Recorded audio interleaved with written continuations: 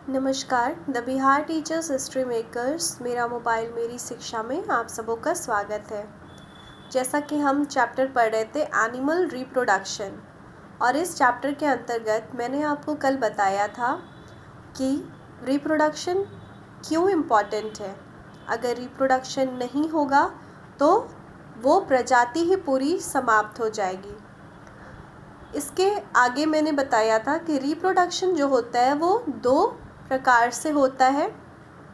Animals में reproduction मुख्यतः पहला है बाय लेइंग एग्स यानी अंडे देने से, और दूसरा है बाय गिविंग बर्थ यानी जो बेबी का डेवलपमेंट होता है वो मादा या फीमेल के शरीर के अंदर होता है और वो बच्चे को जन्म देते हैं।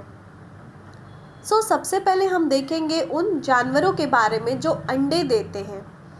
तो इसके अंतर्गत हम देखेंगे कुछ birds, insects, amphibians, fish, reptiles, ये सारी जो है वो इनमें रिप्रोडक्शन बाय लेइंग एग्स होता है, यानी ये अंडे दे करके प्रजनन करते हैं।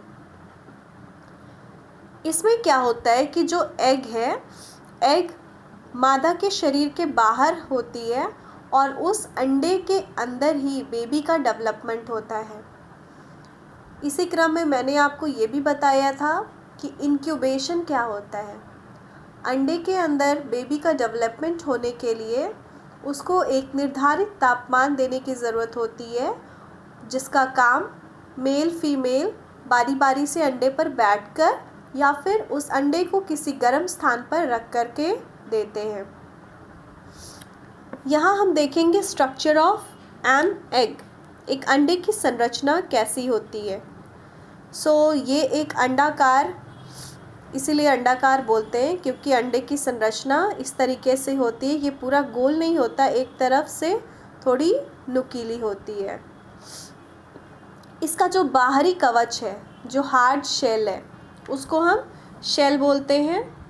ठीक है, इस शेल के अंदर एक वाइट या जेल की तरीके का सब्सटेंस होता है, ट्रांसपेरेंट जेल लाइक सब्सटेंस, जिसको हम एल्ब्यूमिन कहते हैं। इसे हम एल्ब्यूमिन कहते हैं।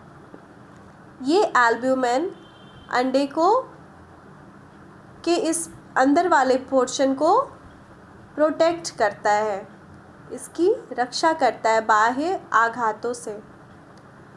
ये जो शेल है, इस शेल में बहुत सारे छोटे छोटे छिद्र या पोर्स होते हैं, जिनकी मदद से अंदर एग के अंदर जो डेवलपमेंट होता है बेबी का, उसे हवा या उसे सांस लेने में मदद मिलती है। इस एल्ब्यूमिन के अंदर का जो पार्ट होता है, ये पीला भाग, इसे हम योक बोलते हैं। इस पीले भाग को योक बोलते हैं, और ये योक, इसके अंदर तमाम न्यूट्रिशन होता है जो एक बच्चे को डेवलपमेंट के लिए ज़रूरत होता है। योक के भीतर ही एम्ब्रियो का निर्माण होता है।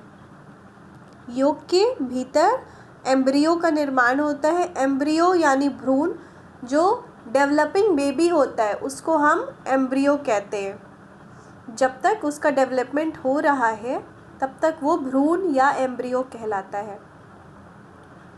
तो हमने देखा अंडे की संरचना में कि सबसे बाह्य भाग एग शेल होता है। एग शेल में बहुत सारे पोर्स होते हैं जिसके थ्रू एयर अंदर जा सके ताकि जो एम्ब्रियो है वो सांस ले सके।